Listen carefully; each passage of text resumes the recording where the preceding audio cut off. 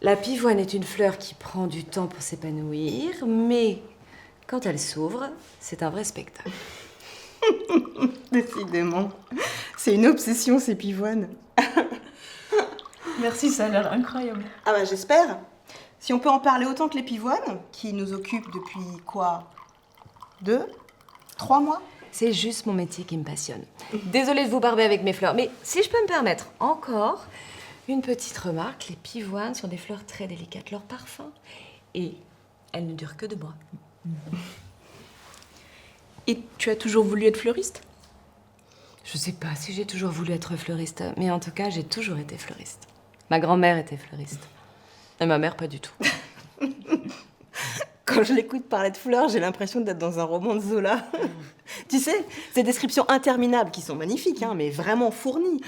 Avec la mère, la grand-mère. Enfin, tu l'auras compris. Valentine, son truc, c'est les livres et moi, c'est les fleurs. Et tu travaillais où avant? Je travaillais en Ardèche, à Aubenas, dans une petite librairie. Et avant ça, je suis partie pendant 1 an et demi en Amérique latine. Ah ouais. Tu voyages beaucoup? Oui. J'aime bien m'échapper. J'ai un peu la bougeotte. Et puis à l'étranger, tout est plus vrai. Tes rencontres ne sont jamais les mêmes. Et t'as le temps de lire pendant que tu fais des longs voyages comme ça? Pas tant que ça. C'est un peu difficile parce que quand je voyage aussi loin, je suis trop curieuse, trop absorbée par tout ce qui m'entoure. Les odeurs, les bruits, les regards. J'arrive pas à me concentrer pour lire. Et du coup, j'écris tout ce que je vois. Et tu écris quoi, par exemple? Ce que j'écris, je sais pas, Quelque chose qui t'a marqué? Mais arrête, Emma, tu la mets mal à l'aise.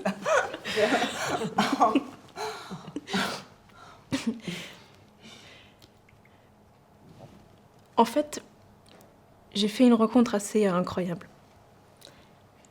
C'était une vieille dame qui habitait juste à côté de l'auberge de jeunesse, dans le petit village où j'étais, dans le sud du Chili. Je la voyais tous les jours, le même horaire, ouvrir ses volets, rester devant la fenêtre très très longtemps. Un jour, je l'ai croisée au lac et elle m'a raconté son histoire. Un soir, elle est au bal avec l'homme qu'elle doit épouser.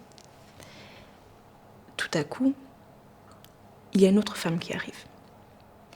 C'est bref, mais elle capte que leurs regards se croisent. Et dans cet instant, elle comprend qu'ils ne vont pas rester ensemble. Et qu'il va vivre une aventure avec cette autre femme. Et que c'est déjà écrit. Il est perdu, il la regarde et elle lui sourit. Il danse toute la soirée avec cette autre femme.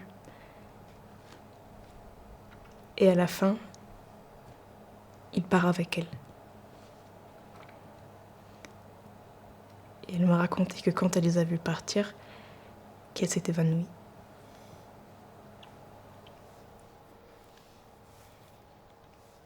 C'est très dramatique, mais très beau.